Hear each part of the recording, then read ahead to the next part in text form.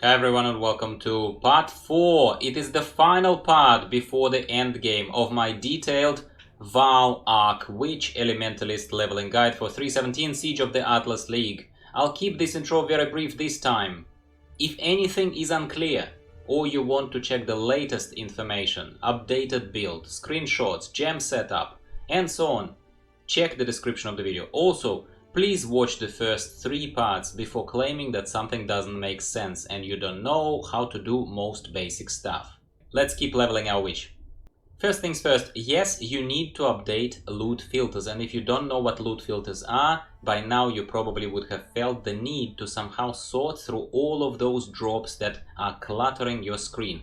I have been ignoring mine this league for far too long, I admit it, and it's becoming really awkward and inconvenient with too much trash loot everywhere. So just Google filterblade.xyz. It's as simple as that. There are instructions there. I'm pretty sure it's only for the PC though, so I'm very sorry to all my console friends. It's obviously on Grinding Gear Games, not on me. Start going through the sewers out of Sun, killing Deirdre the Hag, then you're on to Promenade and into the Bathhouse. Optional objectives, absolutely worth doing. Get Wings of Bastiri and kill Yugul in the gardens area. Word of warning here, it will be really painful because of spike shooting Goliaths that explode in all directions on death. They can kill you instantly, especially if a lot of them die at the same time. So just mainly watch how you position yourself, which is generally a good advice playing a witch in any case. So that's first and foremost. Watch where you are when killing groups of Goliath mobs. Proceed through Lunaris Concourse to Lunaris Temple while aiming for Melding, notable skill point that will boost health and energy shield further. Around level 63 you'll be going through Lunaris Temple and killing Dusk to get the Moon Orb. Wandering around the key, as we say here in Australia, because we have circular key around here, to find Desperate Clarissa and Poor Tolman, which is an easy extra skill point for you once again. Do not leave the Grain Gate area until you find and kill Gambling Legionnaires and get your reward from Maramoa. Around level 64, this should take you into Solaris Temple, where you find Dawn, which I found a little harder of a fight just due to the amount of environmental fire damage that Dawn is doing, compared to Dusk anyway. But it shouldn't be a massive problem if you remain on the go while shooting Arc in the intervals. That's generally how you play Arc Witch. Around level 65 you will finish Act 8, killing Solaris and Lunaris. Please note that for casual, non-try-hard and not optimized yet within an inch of their lives builds, this is one of those harder boss fights where one blast could kill you if spell blocking or avoidance RNG wasn't in your favor. So if you die, just go back in and keep enjoying the build. At this time you should either start steering towards getting more spell block, or do what I did and go for Mental Rapidity that increases your mana regen and spell cast speed, which in turn increases your damage output at this stage by quite a bit. This takes us to Highgate. Again, we start descending through some icy peaks into Vastiri Desert full of scorpions, riders on top of raptors. I personally like open areas a lot, as you flame dash all over the place and Arc clears massive areas with single blast. It's really satisfying.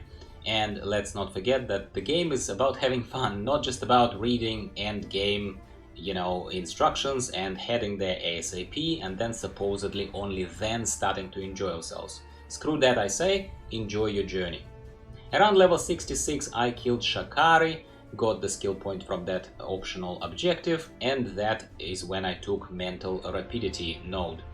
Now, we are going for spell block. All out, all we can reach. That is the skill points like Mystic Bulwark and the Safeguard notable that I pointed out in one of the previous parts of this guide. At level 67, I am moving towards Safeguard notable to increase elemental resistances and spell block. I'm collecting ingredients for Sin. We do the side quest to get an extra skill point, determining who will be the ruler of Highgate from this point onward, not that it matters to us. And then we follow through the campaign by entering the belly of the beast and proceeding to dig through the yucky tunnels of the Black Core and Rotten Core. I dinged level 68 in the Rotting Core, while killing spirits of Deirdre, Maligaro and Chavron. At level 68 you could go straight away for the third labyrinth run to get further Ascendancy points, but you need to first get to Ariath, back to Ariath, and you need to first discover Osuri again and do a little bit of a trial of Ascendancy there. Once you unlock that, if you are by that point 68, go ahead, you could try that. But I would say to you once again, what's the rush? Campaign isn't over yet, you're doing fine, and Izaro will be really tough at this stage in the labyrinth, in the Merciless Labyrinth. So why not get extra defensive layers and wait a couple of levels until you pump out more damage before you go in. That's what I would generally do. So we kill the Deprived Trinity and start the final Act 10 of the game. Not much to say here, business as usual, save Bannon very quickly, get back to the Ariath docks, pick up all the quests, and off you go yet again into the Ravaged Square. Again, I personally focus here on finishing the optional quests first, before doing the main quest of destroying the Horns of Kitava and getting towards the final boss, but you can do it in any order, obviously, as long as you do them before killing the final boss. At level 69, we finished with Safeguard, notable, after getting a free skill point for killing Violenta in the control blocks. So now we can start moving towards Stormweaver. Not a mega damage increase, but substantial enough to bother, I would say. This is where I personally had nothing left to do, no optional quests left, but to kill Kitava for the second time, so I wanted to do it in style and with as much help as I could get. So I did go for the Merciless Labyrinth at level 69. Normally I do it around 70. Spending points here, you know, once you have defeated the Izaro, and once again, the trick here, my friend, is to stay on the move. This is not a tank build. If you're standing there face tanking and expecting to live, then you're playing with random number generator, RNG. You might be lucky, but most likely you'll be unlucky, and then you'll come to complain to me in my comments. So please don't do that, be smarter than that, stay on the move. So spending Ascendancy points here offers again not a very simple choice, either more damage and guaranteed shocks, which is great, yeah, or more effective life pool and survivability with Primal Aegis skill. In our case, as we have 23 notable skills allocated, including the Ascendancy nodes, not just the passive skill tree, but Ascendancy sub-tree, so to speak, it would mean that the shield that we would get from Primal Aegis would take 1725 points of damage before letting any of the very plentiful on the endgame maps elemental damage through to your energy shield and life pool. So for a skinny witch, it's a massive survivability help, and that's what I suggest you take. In this case of elemental damage, of course, not physical damage, slightly different story, we basically are looking at, with the shield, we are looking at 5000 hit points at level 69.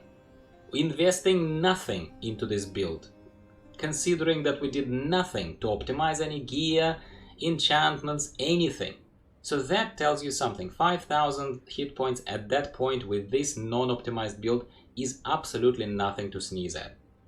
From here, we just need to head out to kill Kitava and basically enter the bottom level of the end game of Path of Exile, the Atlas maps that have been redesigned. The end game has been redesigned. We used to come into the nice, bright and shiny Ariath Square, or whatever that used to be called. That area, it didn't look like this, but now they have redesigned how exactly Atlas is going to unfold for us. This is very exciting for me because this is the very first time I'm going to be exploring it, as well as you, my friends. So the campaign is over. Congratulations, end game awaits. Time for mapping. That is what we will be discussing next time, as that would be a whole new ball game.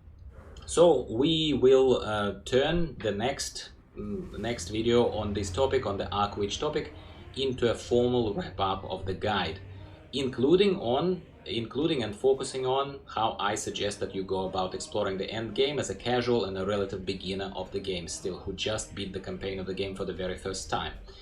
and the Atlas is going to be a very long journey. No matter how much they streamlined it, that is something that there's very little value in continuing to go step by step and kind of continue the leveling guide in the Atlas, which is what I'm not going to do. I'm going to leave you here, wish you all the best as a beginner of Path of Exile. Hopefully this leveling guide was really helpful for you. Please like the video, leave a comment, subscribe to the channel for more if it was helpful for you. And I will be speaking to you absolutely next time about how the Atlas is treating my Arc Witch and absolutely other builds. I'm very interested in building something else and seeing how I go in the Path of Exile in this new 3.17 league. Thanks again, hope you enjoyed it, like the video, talk to you soon, bye for now.